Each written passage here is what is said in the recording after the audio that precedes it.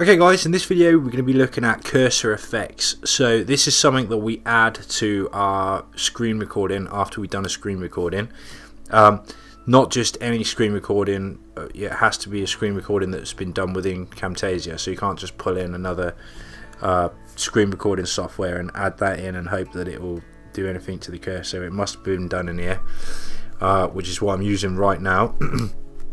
And again, we'll look at that more in depth.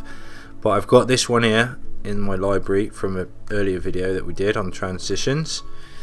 So very simple, very straightforward. Highlight is the one I use mostly. Grab that, drop it onto your screen recording, and you can see on the cursor there, as I'm moving around, here it is right here, it's yellow and it's got like a circle on it, so it draws your attraction to it. As with any of these effects, you click the little arrow down here and we can get rid of it. Let's right click, remove effect. Let's chuck in magnify, see what that one's like. So you can see it's just kind of slightly, let me just zoom in on the screen here as well. You can see there it is magnified right there as it moves around. And again, as with anything, you have the properties over here, so you can increase the size of it. So it looks massive. You won't be missing that in a hurry. You know, shadow, softness, so you can do a few other little weird things with it like that. Zoom, well, you can make it really zoomed in. I haven't used this one much either, to be honest. And then you got the spotlight there as well. Remove effect. So I'll show you one other thing as well. This spotlight here, what you might want to do, say you got something, let's increase the size of that. So you might want to use two of these, say, for instance. So I'm going to remove this, and then I'm actually just going to split these. So I've cut these into two different sections. So what we could do now is go highlight down here, and then let's just split this here, and then we go highlight over here like this, and then we go spotlight in the middle there. Now it's probably going to look awful, but you'll get used to it. The majority, you'll get the idea.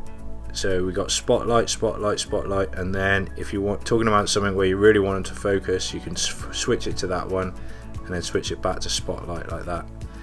Okay. Then we got these cursor effects. So it's when you left and right click.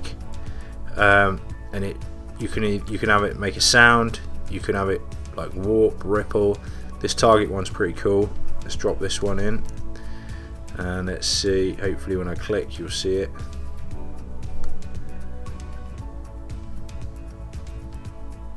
Or is it right click? Let's just try a right click at that. Should side.